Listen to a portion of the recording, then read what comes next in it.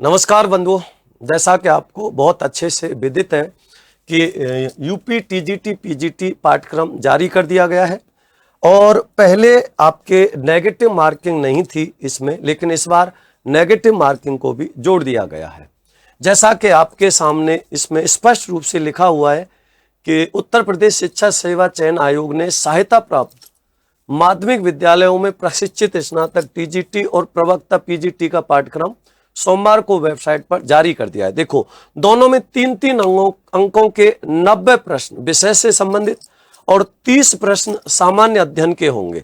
इस प्रकार कुल 360 अंकों की परीक्षा होगी और प्रवक्ता में 40 अंकों का आपका साक्षात्कार भी होगा। खास बात यह है कि दोनों ही भर्ती परीक्षाओं में नेगेटिव मार्किंग लागू कर दी गई है।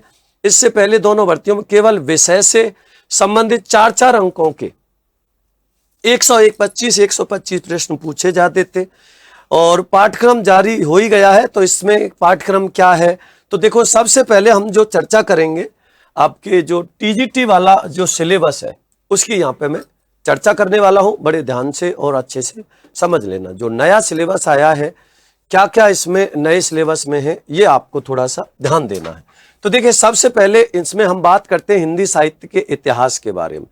तो हिंदी साहित्य के इतिहास में आदिकाल, भक्तिकाल, लेकिन हम क्या करते हैं, हमें सीधा हम पढ़ने लग जाते हैं आदिकाल, जबकि हमें हिंदी साहित्य के इतिहास में आदिकाल से पहले बहुत कुछ पढ़ना पड़ता है। बहुत कुछ कैसे, जैसे हमें इसकी पहले पूर्व पीठिका पढ़नी पड़ती है। पूर्व पीठिका का मतलब हिंदी साहित्य के इतिहास में कुछ ऐसे ग्रंथ थे जो प्रत्यक्ष रूप से तो सामने नहीं, लेकिन अप्रत्यक्ष रूप से उनका बहुत बड़ा योगदान था। खुद आचार्य रामचंद्र शुक्ल जी ने, आपके शिव सिंह सेंगर जी ने ये बात मानी है कि हमने नाभादास के द्वारा रचित भक्तमाल और गोकुलनाथ जी के द्वारा रचित 84 वैष्णव की वार्ता और 252 की वैष्णव की वार्ता, इनका हमने सहयोग लिया है।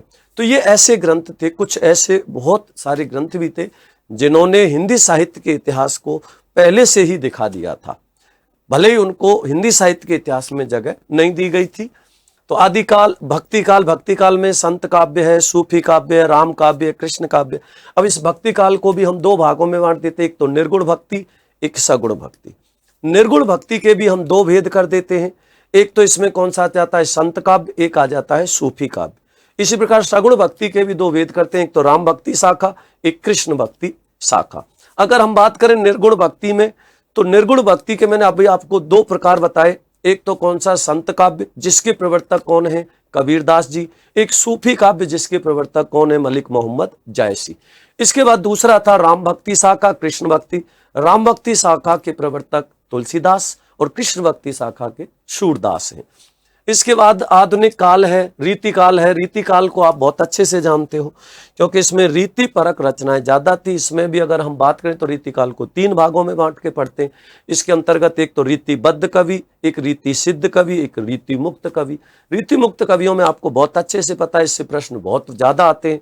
रीति मुक्त कवियों की अगर बात करें तो इसमें घनानंद, आलम, ठाकुर, बोधा, देव, ये रीति मुक्त कवियों में आ जाते हैं। आधुनिक काल, फिर आधुनिक काल के भी भेद हो जाते हैं। भारतीय हिंदू युग, भारतीय हिंदू युग के अलावा द्विवेदी युग। अब इसमें भी कई बार प्रश्न पूछा जाता है, पुनर्जागरण काल किसे कहा जाता है, जागरण सुधार काल किसको कहा जाता है, ये भी पूछ लिया जाता है। तो इसके बाद छायावाद है, प्रगतिवाद है, प्रयोगवाद है, नई कविता है, ये इसके हिंदी साहित्य के इतिहास के अंतर्गत आते हैं। इसके बाद हम बात करते हैं हिंदी गद्य साहित्य का विकास। और गद्य साहित्य के विकास में निबंध है, नाटक है, उपन्यास है, कहानी है, हिंदी गद्य की लघु विधाएं जैसे जीवनी, आत्मकथा, संस्मरण, रेखा चित्र, यात्रा साहित्य, गद्य काव्य, व्यंग, हिंदी के रचनाकार एवं उनकी रचनाएं आ जाती हैं। काव्य के भेदों की बात करें तो काव्य के कौन कौन से अंग या अवयव होते हैं, काव्य के कौन कौन से भेद होते हैं। इसमें रस है, छंद है, अलंकार है, ठीक है ना, काव्य दोष है।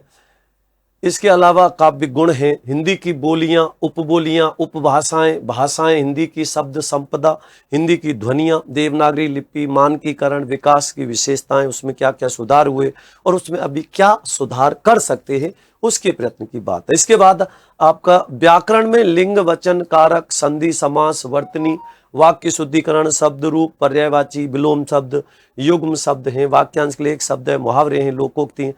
अगला जो आपका इसमें जो भाग है वो है संस्कृत साहित्य से संबंधित।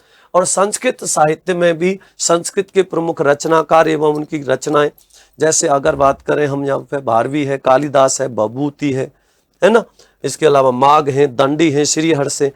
और दूसरा इसका जो भाग है वो है संधि से, संधि रूप जिसमें स्वर संधि, व्यंजन संधि, ठीक है, समास है, शब्द रूप है, धातु रूप है, कारक प्रयोग है, अनुवाद है। ये सभी आपके सिलेबस में जोड़ दिया गया है। तो आप सभी को ये जो सिलेबस है इसे बहुत अच्छे से पढ़ लेना चाहिए। पूरे सिलेबस पे आपको बड़ा ध्यान से और अच्छे से समझना चाहिए, क्योंकि आपको अच्छे से पता है हम किसी भी तैयारी को करते हैं तो उससे पहले हमें उसकी पूरी रूपरेखा बनानी चाहिए। बिना रूपरेखा के तैयारी कभी सफल नहीं होती। और जैसा कि आपने देखा होगा, तैयारी का मतलब कोई भी चीज हो, हम जब भी युद्ध भी लड़ते हैं तो उसके लिए हमारे फौजी पहले से प्रशिक्षण लेते हैं। आपका ये एक युद्ध ही है। अब इस युद्ध के लिए सबसे पहले आपको क्या करने पड़ेंगे, पहले से सारी चीजें समझनी पड़ेंगी। पहले से समझने का मतलब, जैसे हम पाठ्यक्रम की बात करें, सिलेबस की बात करें, तो सिलेबस आपका पूर्व तैयारी है। उसके पुराने जो पेपर हैं, उससे जुड़ी हुई चीजें हैं, वो आपकी पूर्व तैयारी है। जब तक आपको ये नहीं आता तब तक इसका कोई प्रभाव नहीं होता। तो सबसे महत्वपूर्ण चीज आपको ध्यान रखनी है कि प्रशिक्षण में बहाया हुआ पसीना युद्ध में खून का काम करता है। आप कोई भी प्रशिक्षण ले रहे हो तो सबसे पहले आपको उसमें क्या करना पड़ेगा, पूरे सिलेबस को अच्छे से समझना पड़ेगा। क्या नया जुड़ा, क्या हटा, कितने नंबर का पेपर होता है, इसमें क्या क्या नेगेटिव मार्किंग के साथ साथ और भी क्या चीजें हमें ध्यान रखनी होती हैं। तो ये सारी चीजें इसमें विशेष ध्यान रखनी होती है। तो पाठ्यक्रम आपका है, नया बैच आपका स्टार्ट हो चुका है। बढ़िया से तैयारी करो, आज ही उत्कर्ष ऐप को डाउनलोड करो और कोर्स परचेज करके अपनी तैयारी को धारदार बनाओ। हर रविवार को आपका पेपर होता है, सोमवार को उसका वीडियो सोल्यूशन कराया जाता है। तो मेरी तरफ से आपको आपके सिलेक्शन की अग्रिम शुभकामनाएं। जय श्री कृष्णा, राधे राधे।